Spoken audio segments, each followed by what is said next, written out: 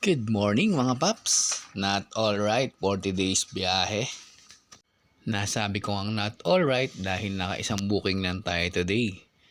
Araw nga ngayon ng Martes at medyo mahina ang biyahe ngayon. Mahina ang booking. Inaabot nga tayo ng 45 minutes dito sa ating tambayan. At may pumasok sa ating booking kaso ay hindi ko na na-accept at nawala ng signal ang ating phone. After nun ay natagalan na ulit na may pumasok na booking. Kaya nga sa tagal nang walang pumapasok sa atin na booking ay lumipat na tayong pwesto hanggang sa mapasukan tayo ng biyaheng papuntang Mandaluyong sa Boni.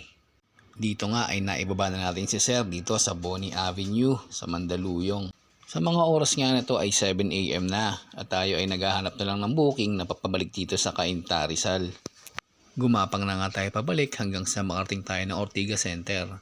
At dito nga ay nagtambay tayo ng mga 10 minutes. Hanggaantay ng booking na papasok pa.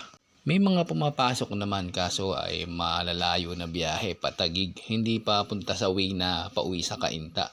Kaya hindi natin kinukuha yung biyahe na yon.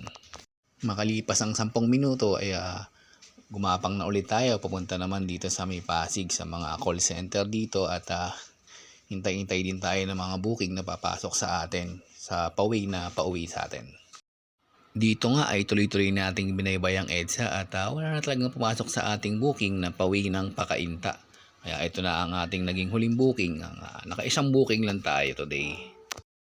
Hindi sa lahat ng araw ay panalo tayo at hindi rin naman sa lahat ng araw ay talo tayo. Kaya pag natalo, nadapa or napagod ay magpahinga lang. Tapos laban lang ulit para sa minimitihin nating pangarap.